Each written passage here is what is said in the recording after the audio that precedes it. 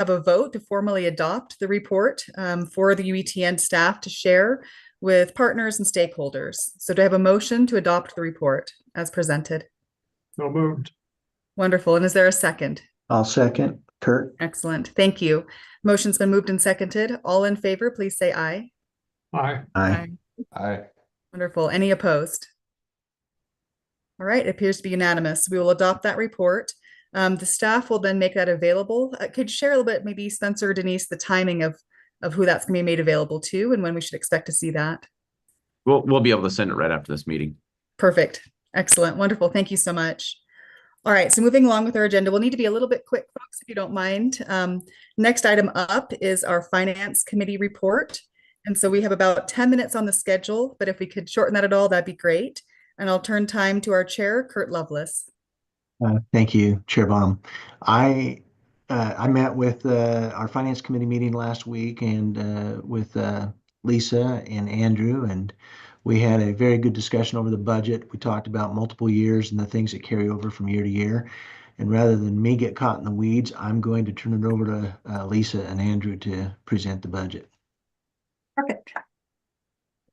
Okay, just to give a summary, this is the income side of the budget, and this shows actually that we have received, UETN is receiving 36.4 million of ongoing state funds, 3 million of one-time dollars, and then we have the remaining ARPA dollars of 10,597,000. And out of the 3 million one-time dollars, it's to pay for the Adobe at 2 million and the Nearpod at 1 million. This also reflects the E-rate funds we receive. And then it goes down to the contracts, the grants that we are currently receiving, which is the Corporation of Public Broadcasting and the Northwest Regional Telehealth Resource Center grant in our NRTRC, and a few of the smaller ones in the Wild West. And just so you know, and we're fully anticipating at this point in time, we have fully budgeted that our federal grants will be funded. And then we have some miscellaneous income, and then down below, and we also reflect what we call an expenditure recovery, and that's what we charge the entities for additional software that we are not paying at the enterprise level at 6.95 million, along with some circuit revenue that we receive back.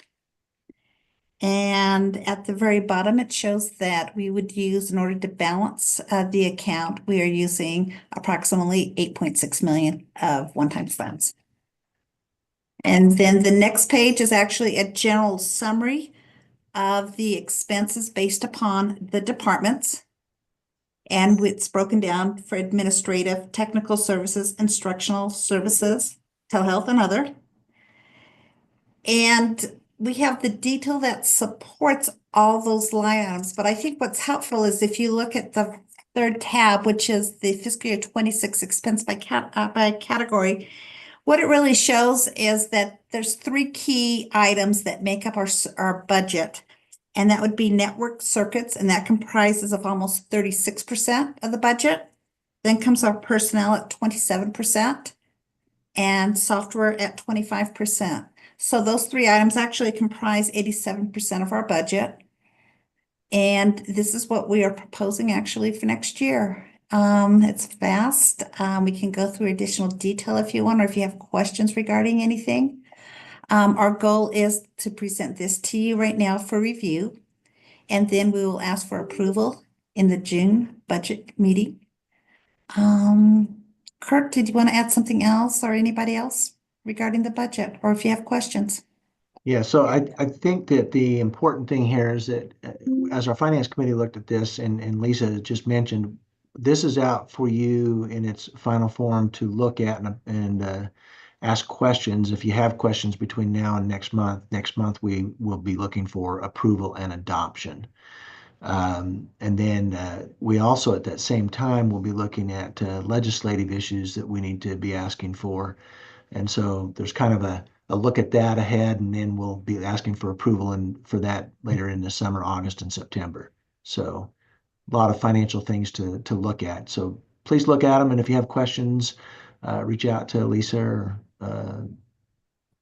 and she can answer those questions for you. Any comments on CSG? I'll just make a quick comment. So CSG is the community service grant we received from Corporation of Public Broadcasting. There is a proposal by the administration for that funding to be cut. We're watching that very closely. It's difficult to know what that impact might be. I think it's early to say anything at this point, but certainly if something changes, we'll keep the board apprised. And the NRTRC grant also, we're watching that. The application has been submitted. We'll find out in July if it was approved. And it's one of those we are assuming it will be approved at this point in time. Yeah, great questions though. Other questions folks may have. This is pretty critical for us to make sure we understand the finances and, you know, the health of where we're at with UETN. There's so many great services we provide. We want to make sure it stays stable. So any other questions folks may have? Okay. Well, thank you so much, Lisa and team, and Kurt. You guys have done a fantastic job. All right, we'll move now to the policy committee let's see, we've got 2 new members and some action there and some discussion. So I'll turn time over to Chair Rich Nye to report and introduce the items up for the board.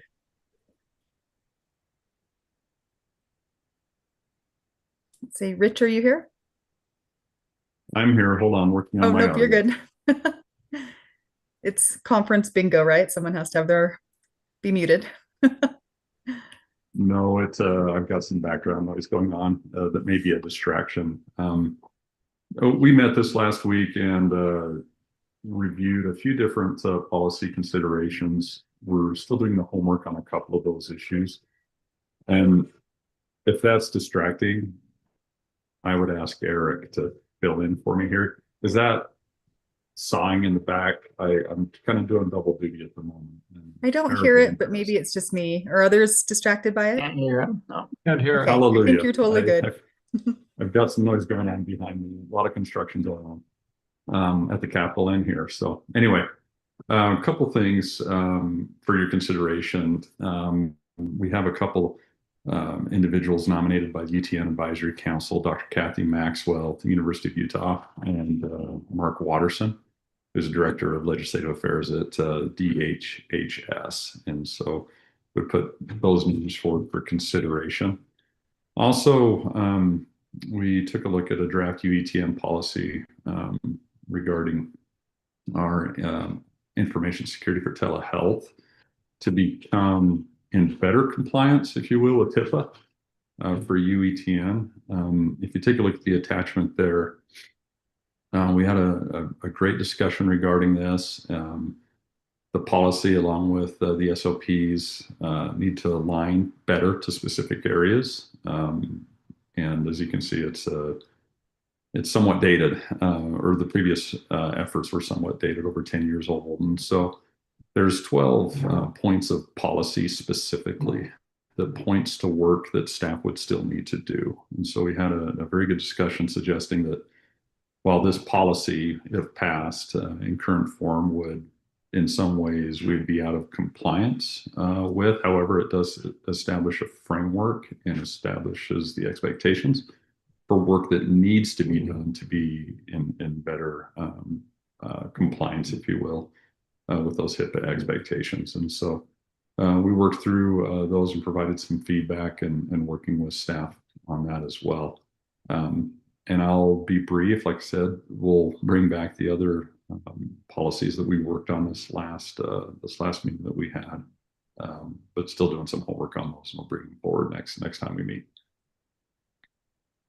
All right, wonderful. So it sounds like we'll be taking action on those 2 individuals who've been nominated. Is that right? That's correct. Perfect. All right. All right. So we have 2 individuals nominated for the UTN Advisory Council. So let's see. Do we have Dr. Kathy Maxwell, University of Utah faculty member? Is there a motion to approve her to be a member of the UTN Advisory Board? So moved. Wonderful. And is there a second? I will second it. Great. Thank you, Carrie. All right. All in favor, please say aye. Aye. Aye. Aye. Wonderful. Any opposed? All right, we've just approved Dr. Kathy Maxwell. Our second individual to be nominated is Mark Watterson, Director of Legislative Affairs. for Christina, UD. Oh, yes. sorry, just one clarification. He's actually the director of the Office of Primary Care and Rural Health. Oh. He was the director of Legislative Affairs. Thank you. I apologize. My notes here are not. So thank you for Yeah, no that. I problem. appreciate that, Sarah. Okay. So yes, the next would be Mark Watterson, who's the director of, say it one more time for us. Office of Primary Care and Rural Health. Wonderful. Office of Primary Care and Rural Health. Do I have a nomination for him to move for him to be accepted? I'll make that motion, Kurt. Wonderful. Thank you. And is there a second? I can second. Excellent. Thank you. All right. It's been moved and seconded. All in favor, please say aye. Aye. Aye. Excellent. And any opposed? Wonderful. That motion carries. All right. So both those individuals have just been approved. Is there any other update, Rich, you may have from the policy committee? If not, we'll move along with the agenda. Not currently, thank you. Wonderful. Thank you so much. All right. So we're doing better on time, you guys. Thank you. Appreciate it. We'll move along with the advisory council updates. So first up, we have the UEN Council and Chair Rick Gaisford, please. Changed my screens and covered my mute button. You're totally good. Well, thank you for the time in that. The advisory council met earlier this month and had a good meeting, and I can say that the agenda was about the same as what you just have had. So there's not a whole lot of new to add to that. I will note that the restructure of the advisory council has been very good. We've now had a quorum in both of our last two meetings this year so far, and so that's I think something to note. One item that was not that we had a legislative update, and I think it was you probably did not hear the collective sigh of relief across the state when they were able to announce that at the very last minute, literally about the last minute of the legislative session, UEN received some additional one-time funding that has a great impact on K-12. Basically all levels, but particularly in the funding that was made available to continue the contract for Nearpod. Teachers across the state were ecstatic to be able to hear that contract was extended, and that contract has been updated, and there's some minor changes to it, but the UN staff is working to make sure that teachers are aware that some of the things that they may have had won't be there, but they can download those and have those available to them. And then the other course was Zoom. Sort of the lifeblood of all of our organizations these days, if we were not to have that capacity to have that meeting software. So that was part of the legislative update that we received. We also received the report on the cybersecurity and the Wild West project. And I would like our conversation here today, the cybersecurity did take the majority of our meeting. I think, as you know, we noted as the advisory council that, you know, it really came down to time, people, and tools, and all of those have a cost associated with them. And that was part of the, I guess part of the concern and maybe a little bit of the frustration is that UEN had a very good plan put forth to the legislature this last year for funding, and then it wasn't funded. And everybody likes to talk about how important these cybersecurity things are, but then when they come to funding them, that seems to be the real challenge in that. And that was one of the recommendations from the advisory council, was that not only should this report go to the board, but it should go to other boards across the state, particularly the State Board of Education, Higher Education Board, and that they should be made aware of these things, because if we're going to be asking for additional funding for cybersecurity in those three areas, we're going to need other people advocating for us as well. And I can report back that to the UEN staff has already reached out to the State Board of Education to try to get on to one of their future meetings to be able to share some of the things from that report and that.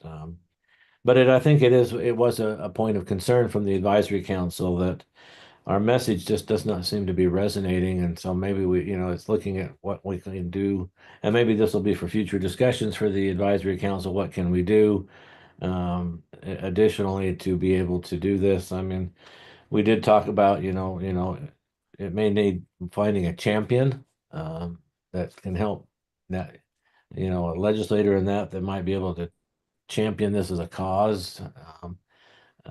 And that there's just lots of different things that could potentially be done, but I think it is one of the very critical areas. We've had a number of incidences in the last few months in the state that have impacted school districts, both urban and rural, and I think it's one of the statistics. One of the other meetings I was in, the uh, the the bad actors that are out there in the world, and there are certainly plenty of them, are constantly pinging on our doors millions of times a day, trying to find those vulnerabilities and those openings in that. And so I guess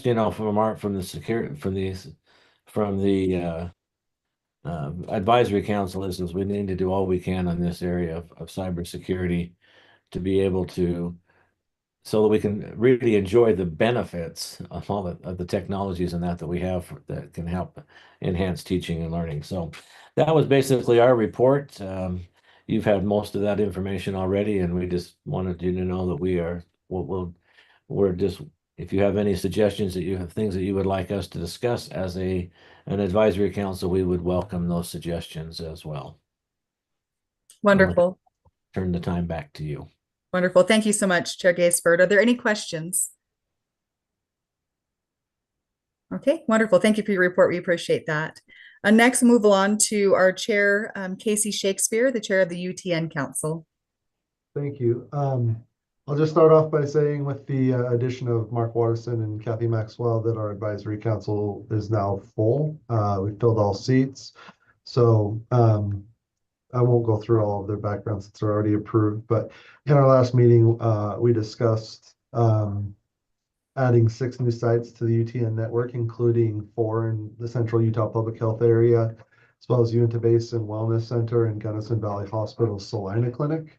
And we also have continued to discuss the need for a decision-making framework for if and how to bring more sites to the network.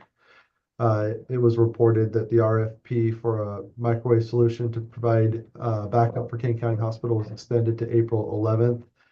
Since then, the RFP is closed, and there were interested parties, but no official bids. And UTN is currently working on strategies to support backup connectivity for King County Hospital and other sites in similar remote geographic regions.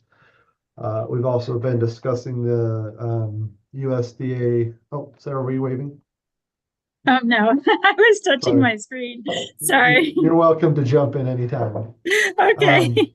But Sarah and Donovan Smith, who is the CEO of Wayne Community Health Centers, collaborated on an application for the USDA distance learning and telemedicine opportunity to fund telemedicine equipment that will be placed in their clinics located in Bicknell, Escalante, and Hanksville. And they intend to use the project as a model for other rural clinics seeking funding through the USDA DLT program in the future.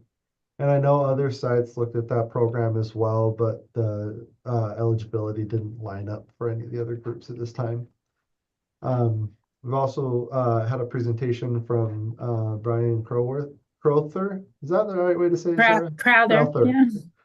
From UTN. He provided a demo for the radar testing technology developed by the Telehealth Broadband Pilot Program. The goal of the program is to deliver crucial insights into connectivity challenges, inform policy decision, and evaluate data collection methods to support targeted telehealth and education solutions in underserved communities. The Speed Radar tool that was shared allows you to run speed tests on your computers or mobile phones and compare your results to others in your community or in the country. If anyone's interested in checking out this tool or using it for your device, I can put this link in the chat box so you can take a look at that. All right. Except there's, let me do that again because I got an extra space dash bar that might mess it up for you. And then UTN is going to utilize the tools developed by the telehealth broadband program to monitor internet connectivity in real time and perform speed tests both in fixed and mobile environments for its members. And then we also discussed the school-based telemedicine program. There was an update that we discussed legislature and funding for telehealth toolkits and the work that the newly created Center for School-Based Partnership is doing to coordinate outreach to schools and develop partnerships and program resources needed to offer telehealth resources and technology for things like behavioral and physical health to all schools throughout the state of Utah. This includes fundraising, program design, and supporting a system that allows parents to identify a provider of their choice and includes the ability for multiple providers to serve each school. And UTN is working with Intermountain, the University of Utah, and school nurses to plan the next school year and ensure that telehealth kits are in place for schools that are interested in have the capacity to provide telehealth services. And then finally, we discussed our UTN member survey. It was completed, that we completed the preparation for that with the advisory council, and it's going to disseminate to over 80 members this week. And the survey is designed to evaluate the effectiveness of UTN's network and managed security services, the needs of healthcare sites in terms of technology, training, cybersecurity, and funding for telehealth programs as well. And we're looking forward to seeing the results of that. And we'll take a look at that in our UTN advisory council meeting, our next meeting, and then the board meeting for UETN in June. And those are all the updates that I have. Sarah, is there anything you want to add? No, that was great. And I would just say, you know, listening to the just discussions around cybersecurity, that there's just so many parallels between education and healthcare. And we are looking, so we're excited to be able to share the outcome of that survey, but we're also looking to do a statewide needs assessment with our partners and stakeholders that will go out in the fall, and that will really dig into more detail related, that will include cybersecurity issues similar to what we've discussed for on the healthcare side.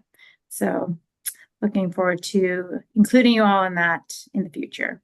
But thanks, Casey, that was excellent. Thank you. Another time back over to you, Christina. Wonderful. Thank you so much, Chair Shakespeare. Are there any questions? Excellent report. Thank you both. All right, our last report is going to be from our Executive Director, Spencer Jenkins.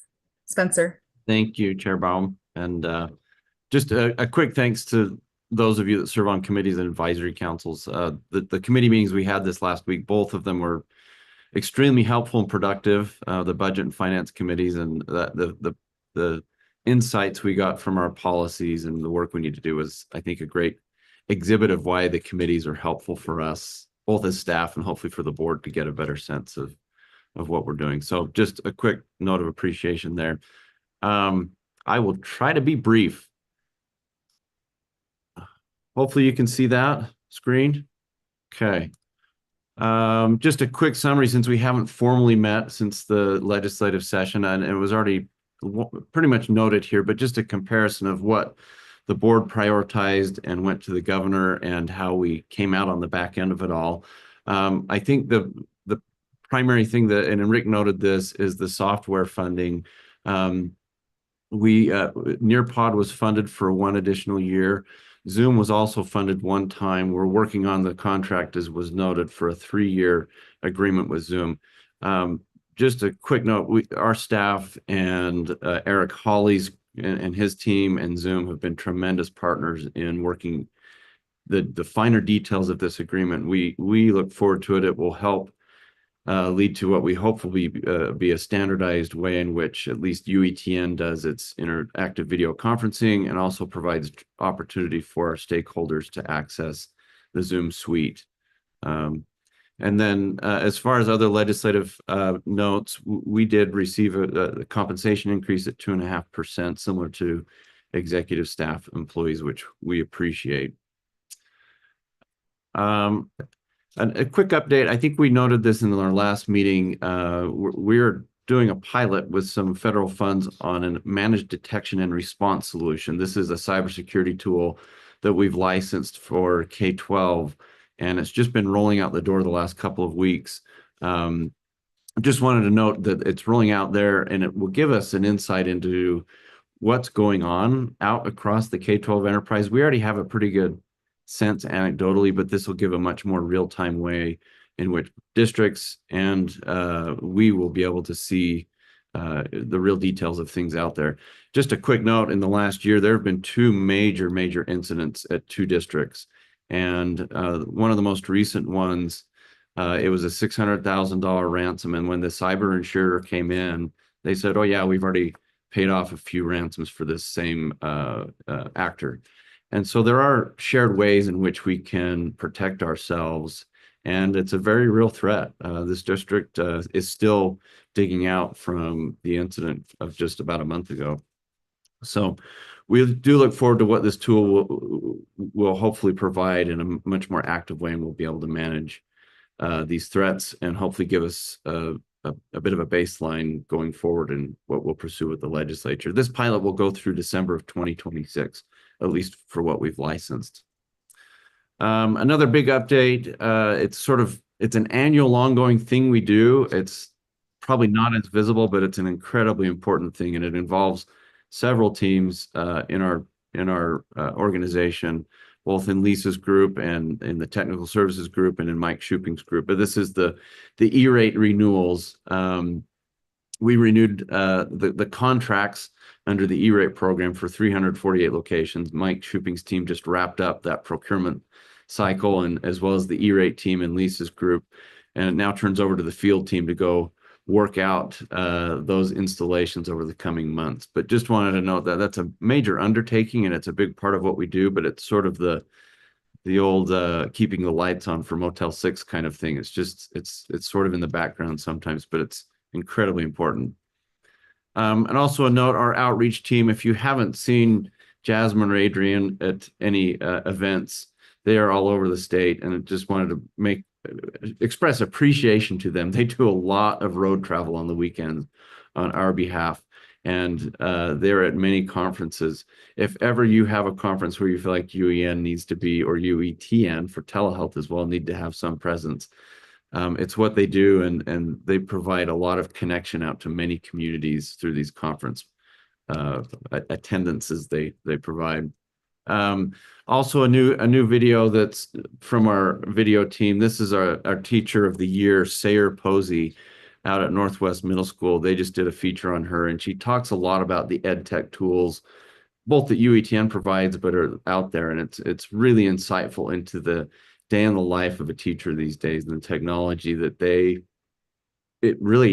don't have much choice with, and they really are kind of on their own at some level to bundle into their teaching. And anyway, very insightful video. We'll send out a link on it, but an amazing teacher as well. A quick note on our ARPA backbone upgrades. We're kind of rounding the last corner of these upgrades from the last few years. These blue lines are the 400 gig connections that have been going up the last 6 months throughout the state. And one last one that will be going in is from Richfield, their data center there, down to Utah Tech University and out to the Tonnequint Data Center. And that's where one of our main connections out to the internet goes, in addition to the downtown data center here in Salt Lake through the University of Utah.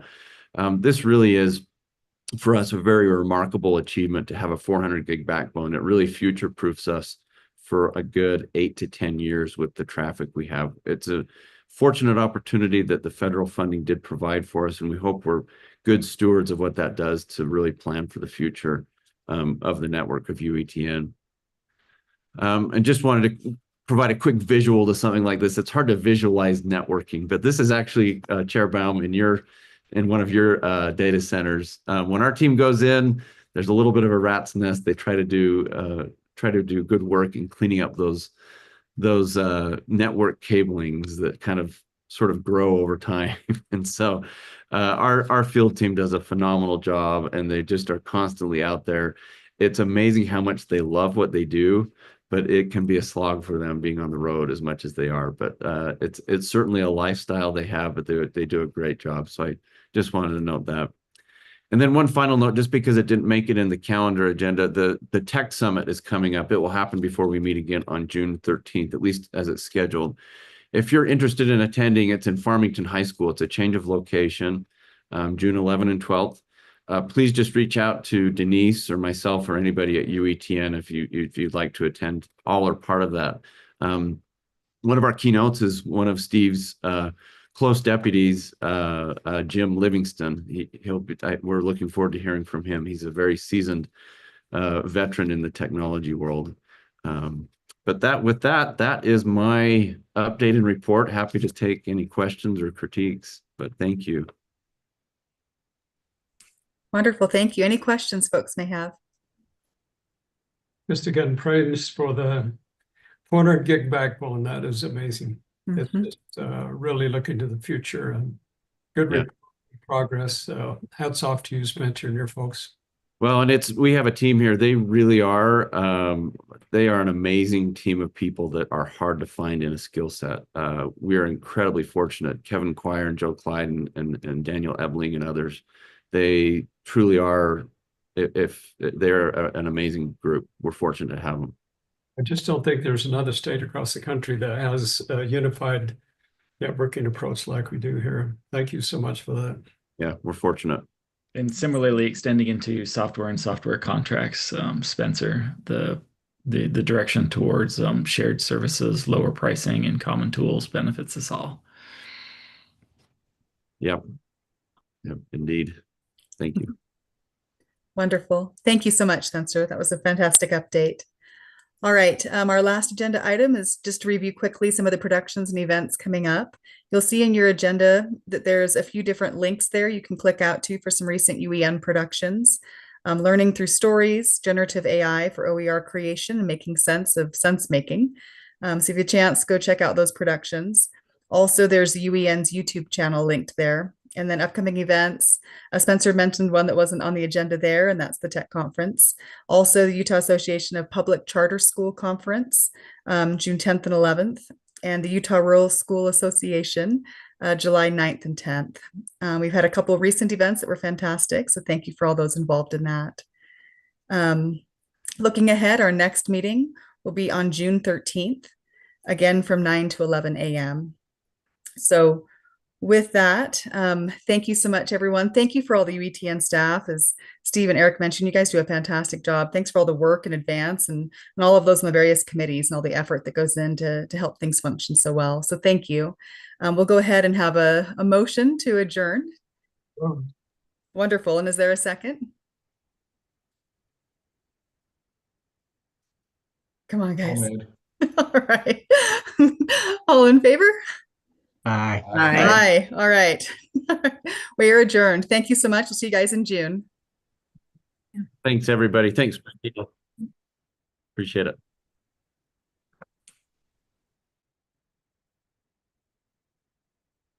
Thanks, James.